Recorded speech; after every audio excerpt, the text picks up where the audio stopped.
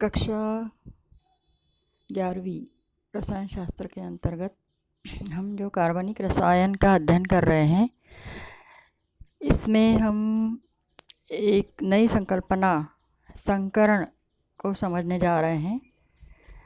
वैसे यह संकरण की संकल्पना आपकी चौथी इकाई में है, किंतु विद्या भारती के अनुसार जो पाठ्यक्रम बनाया जाता है इसमें यह इकाई है कार्बनिक रसायन, और उसको समझने के पूर्व आपको संकरण क्या है इस बात को समझना अनिवार्य है। तो यहाँ हम इस संकल्पना को देखते हैं। क्या है संकरण? संकरण को इंग्लिश में हाइब्रिडाइजेशन कहते हैं। हाइब्रिडाइजेशन संकरण अर्थात यह एक ऐसी संकल्पना है जिससे हमें अणुओं की आकृति या अणुओं की ज्यामिति जो होती है उसके बारे में जानकारी मिलती है। भिन्न भिन्न प्रकार की आकृतियों वाले अणु जो बनते हैं उसको समझने के लिए संकरण यह संकल्पना दी गई है। तो क्या है संकरण की परिभाषा? ध्यान दें।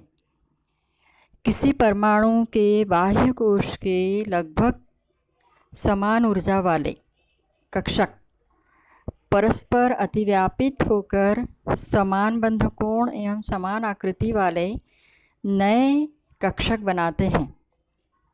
यह क्रिया जो है यह संकरण कहलाती है। लिखी हुई है, याद करना है। संकरण। अब संकरण एक जो कल्पना है वह विशिष्ट नियमों के आधार पर है। यह संकरण के नियम क्या है? ध्यान दें। हम कह सकते हैं, पहला नियम कहें, संकरण में परमाणु के बाह्य कक्षक भाग लेते हैं। जो बाह्य कोश होता है ना परमाणु का, उसके कक्षक केवल भाग लेंगे, अंदर उन्हीं कक्षक भाग नहीं लेते। फिर जितने कक्षक संकरण में भाग लेते हैं उतने ही नए कक्षक बनते हैं। ये सभी नियम जो आगे हमने लिखा हुआ पोर्शन है उस उदाहरण के आधार पर हम सभी नियमों का सत्यापन भी करेंगे। तीसरा नियम क्या है? संकरण कक्षकों का होता है, इलेक्ट्रॉनों का नहीं। संकरण में कक्षक भाग लेते हैं।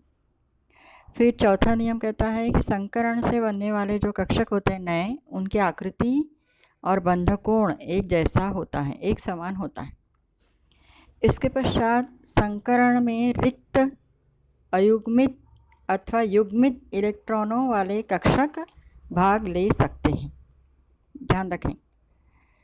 फिर छठवां नियम है संकरण बाह्य वातावरण पर निर्भर होता है। यह भी नियम, इसका सत्यापन हम बाद में करेंगे। और अंत में हम कह सकते हैं कि संकरण ये जो है यह काल्पनिक अवधारणा है। यह कल्पनाओं का चित्र जो दिखाया जाता है, लेकिन उससे जो प्रायोगिक तथ्य होते हैं, यह प्रायोगिक तथ्यों को सत्यापित करने के लिए यह संकरण की कल्पना दी गई है। तो इस प्रकार से यह संकरण के नियम। और इसके पश्चात अब हम समझें संकरण के प्रकार।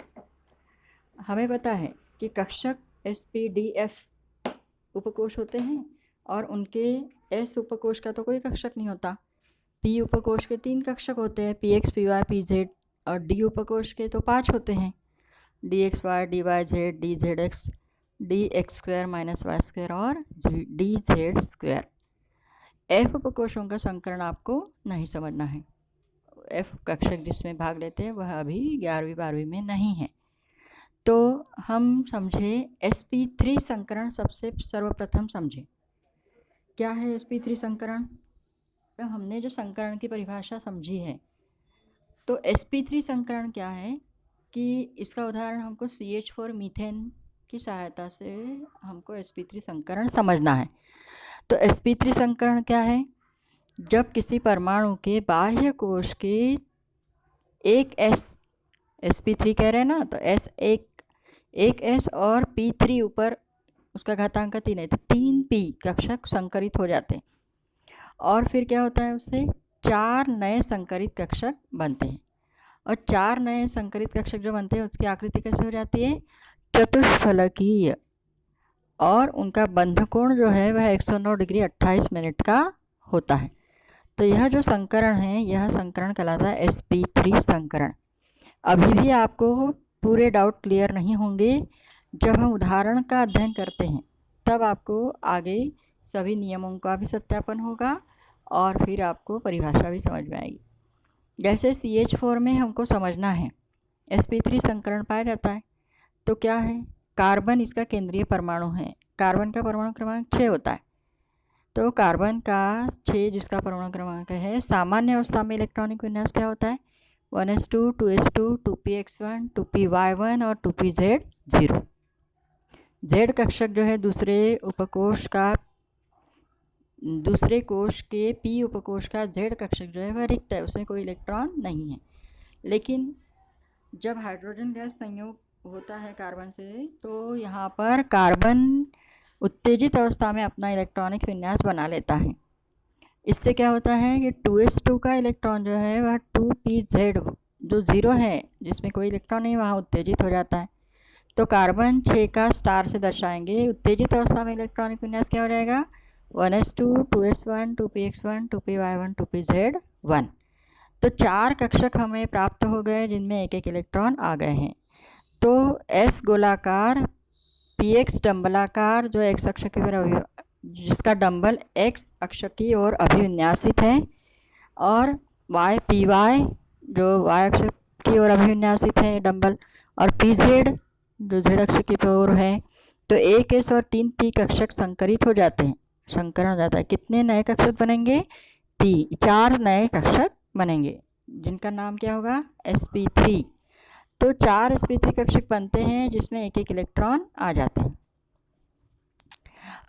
आपको चित्र की सहायता से समझाया गया है कि कार्बन के चतुष्फलक की आकृति में 4 कक्षक बन जाते हैं जो sp3 संकरित कक्षक कहलाते हैं, जिसमें एक एक इलेक्ट्रॉन होता है।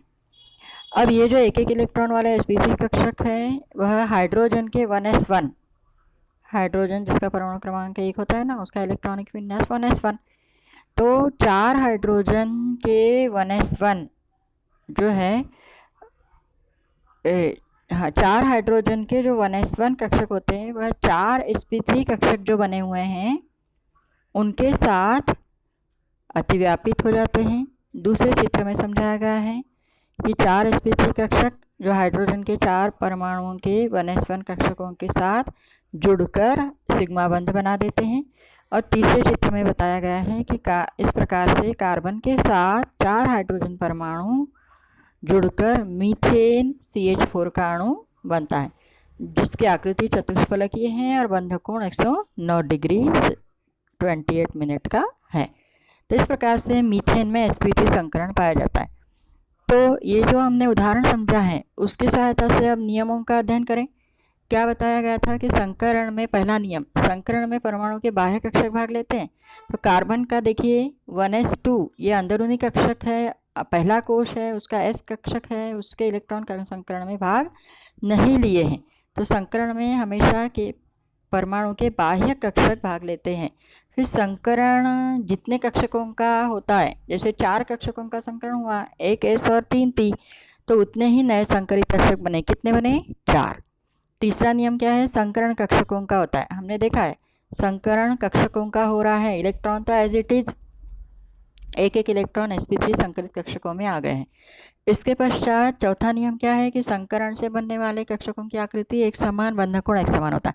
हमने देखा है कि s कक्षक गोलाकार होता है, px py pz डंबलाकार होते हैं, लेकिन उनसे बनने वाले चारों sp3 कक्षकों की आकृति एक दूसरे के साथ चतुष्फलकीय रचना में जुड़ जाती है। फिर संकरण, अभी ये 5वां नियम, 6वां नियम और 7वां नियम जो है उसका अध्ययन और आगे जो संकरण के प्रकार हैं उनके और उनकी सहायता से जो हम उदाहरणों को समझेंगे, या कौन से ऐसे अणु होते हैं जिनमें यह संकरण पाए जाते हैं, उनमें इन नियमों का सत्यापन होगा। तो इस प्रकार से आज हमने sp3 संकरण किसे कहते हैं एवं sp3 संकरण क्या होता है जो मीथेन में पाया जाता है, मीथेन CH4 के अणु में पाया जाता है, इस भाग का अध्ययन किया है। धन्यवाद।